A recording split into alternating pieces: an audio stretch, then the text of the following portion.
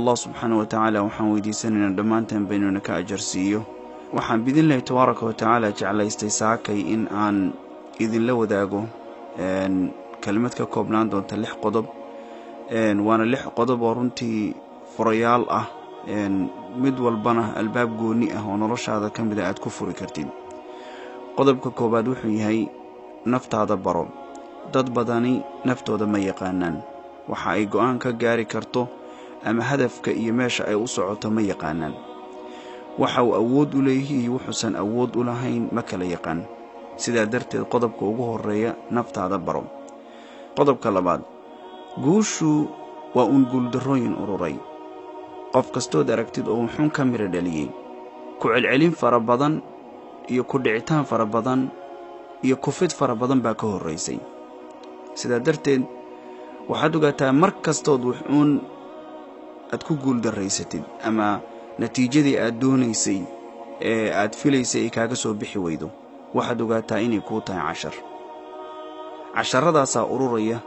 casharada ururay ee guul darrooyinka ayaa markaa waxay noqonayaan guul darrada ugu horeysa ee bini aadamka haysata waa inuu markuu damco shayga inuu sameeyo markaba naftu ay diidayso ka soo boodayso laakiin hadduu nafta ku samirsiiyo oo ku socodsiiyo shaki waxaan lahayn natiijada uu doonayo uu ka gaaraya qodobka saddexaad ma ogtahay markaad sanadka jirtay in aad ka hami weynayd maanta soddonka u socotid markaan ilmaha yaryar ahayn markastoon kufno ma dhici jirin in ay taasu inaga hor istaagto inaan socod ka baranno inagamana hor istaagin sidaa darteed baad aragtay ilmaha yaryar hadda inaga dadkeena waaweyn markuu calaacalaha dhulka ku dhufsado isaga oo isku dayay inuu socod barto ay gacmuhu guduutaan ay xanuunsadaan kama joojiso taasu in uu socodka daayo mar walba wuu istaagayaa wuxuunbuu isku dayaa inuu cuskado wuu xeeladaysanayaa sidaas socodka ku baranaya kuna adkaynaya sidaa darteed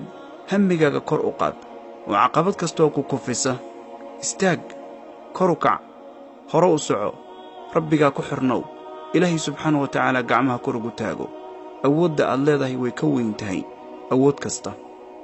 sidaa darteed haddii ay arrimaha ama waxyaabaha adduunka maanta ku soo maraya wuxuun ka mid ay ku kufiyaan oo dandarra ku haysato oo wuxuun tabardarri aad dareemaysid kor u kac xusuuso maalinkaad socod baradka ahayd qodobka afaraad albaabkaad dhaaftay xir dabcan qof kastoona ka mid ah haddii la weydiiyo albaabka gurigaaga maxaad u xirtaa wuxuun baan u sababaynaynaa tuugan ka baqayaa bahalaha ii soo gelaya dabaysha ii soo gelaysa kulayl baa ii soo gelaya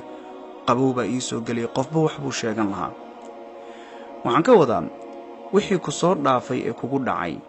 ee wuxuun qalbigaaga xumeeyey iska ilow qof walaalkaaya hadduu wax kuu geystay iska hilmaan allah subxaanahu wa tacaala wuxuuna ka xarimay dadka inaan xamanno waxaana ka sheegno waxaa laga yaabaa qof inuu ku xumeeyey hebel baa wax kuu geystay waxaa laga yaabaa hebel maalin kasta marka wax lagaa weydiiyo oo la yidhaahdo maxaa idin dhex maray waxaa laga yaabaa inaad xamatid waxaa laga yaabaa in aad 20 sano oo soo socota marka su'aal lagaa weydiiyay hebel inaad xamatid walaalayaalow guul intee lag baa markaa gacanta ku dhigi karnaa bay kula tahay intuu albaabkaas kugu furan yahay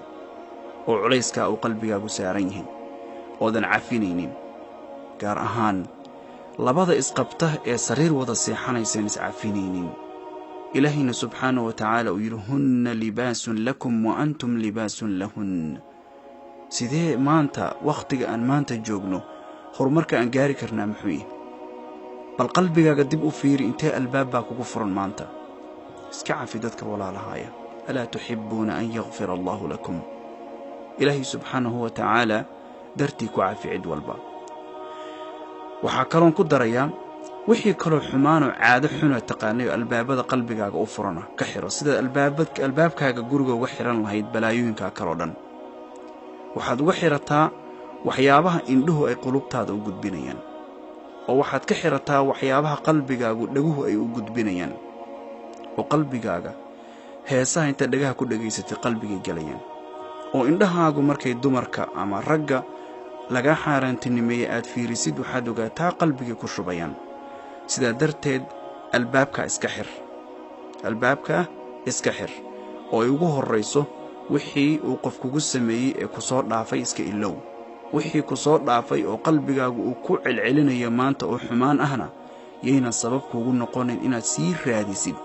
bannaankaad hees xun ka soo baqashay gurigaad soo geli kombiyuutarkaad ka raadin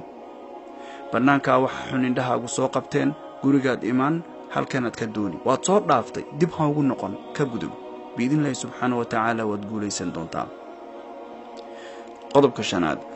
dadka kuwooda niyad jabka iyo quusta wehelka ka dhigtay yaysan saamayn kugu yeelan markaad damacdina wax samaysid ama waxbaad rabtaa inaad baratid cusub ama waxaa laga yaabaa inaad business bilowdid ama waxaa laga yaabaa inaad guursatid shaki waxaan lahayn dadka kugu wareegsan in fara badan baa isku dayaysa inay kaa hor istaagto yaysanba kuu muujinin inay rabaan inay kaa hor istaagaan laakiin wuxuu ku tusayaa wuxuun sabab u noqon kara inaad waxaa iskaga hartid oo ka tagtid sidaa darteed dadka quustay yaysan saamayn kugu yeelan dadka iyaguba meel iska fadhiyo gacmuhu u laaban yihiin yaysan saamayn kugu yeelan qodobka ugu dambeeya 6 waxaad noqotaa sida shimbir ay laani la jabtay waxaa Allah subxaanahu wa ta'ala qur'aanka uu tilmaamay yaa ayuha alladhiina aamanuu istaciinuu bis-sabri was-salaah hadday dhibaato kugu timaado oo wax kugu dhacaan adduunkan intaad joogtid waxaad noqotaa sida shimbir ay laani la jabtay oo kale shimbirta markay laantu la jabto maxaa dhaca dhulka miyay ku dhacdaa haddaysan mayd ahayn maya way duushaa markaba sidaa darteed qalbigaagu waa nool yahay mu'min baa tahay hadday wuxuun adduunkan kugu dhacaan mushkiladay kugu timaado waxaad kaga boodaa oo kaga tallaabsataa sabir iyo salaad sidaa darteed u fiirso salaada sabirka laga hormariyay wastaciinu bis-sabri baliir sidaa darteed ku dadaal inaad samirtid samirku xataa salaada inaad ilaahay subxaanahu wa ta'ala u tukatid waxay ku imaan kartaa waa inaad sabirtid ilaahay subxaanahu wa ta'ala waxaan weydiisanaynaa dhammaanteen baynuna wada dambi dhaafo miisaankeena xasanaadkana inoo saaro subxaana rabbika rabbil izzati amma yasifuun وسلام على المرسلين والحمد لله رب العالمين